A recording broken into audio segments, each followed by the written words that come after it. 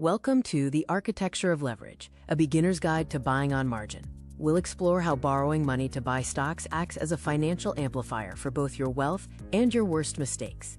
You already understand margin because it is similar to taking out a mortgage. You put down a fraction of the initial cash, and the bank provides the rest. The asset itself acts as collateral, the safety net, if you stop paying.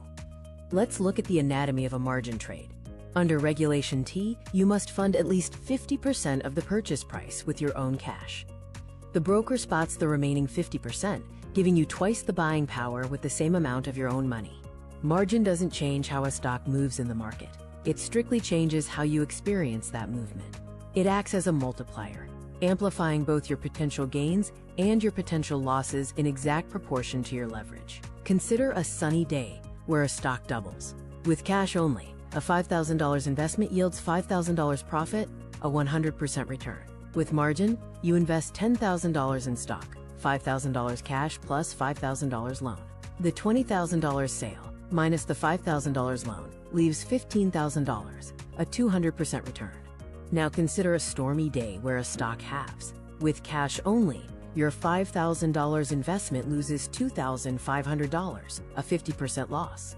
With margin, your $10,000 value drops to $5,000. You still owe the broker their $5,000 loan. Your account is entirely wiped out, a 100% loss. Margin is not free money. Brokers charge monthly interest on the borrowed principal, which can consume your portfolio if a stock moves sideways. You are losing money every single month you hold the trade. Brokers require you to maintain a minimum amount of your own equity in the account. Since the broker's loan never shrinks, any drop in stock price is absorbed by your personal equity. If your equity dips below the maintenance margin, the alarm sounds.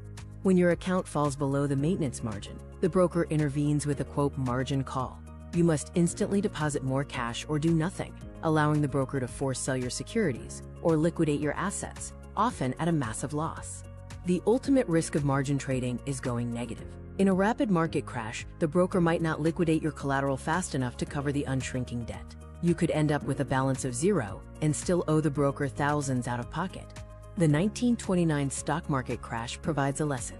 Low margin requirements created speculation, an asset bubble formed, and forced margin liquidations triggered a chain reaction of selling that crashed the market, erasing fortunes overnight.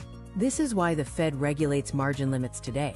The trade-off matrix summarizes the pros and cons. Cash accounts offer zero risk of losing more than you invest. Margin accounts offer multiplied returns, but also multiplied losses and the risk of total liquidation, with high interest fees dictating short-term trading. Buying on margin introduces unnecessary stress and risk for everyday investors focused on long-term stocks and bonds. However, it is the standard tool for highly experienced active traders in specific markets like commodity futures and options contracts. If you trade on margin, you must actively manage it. First, never maximize your borrowing. Keep a massive cash buffer. Second, watch the calendar, as interest fees will bleed a stagnant trade. Third, expect the worst and never use funds you cannot afford to lose entirely. Remember the golden rule. Margin does not create profitable trades. It only amplifies the trades you make.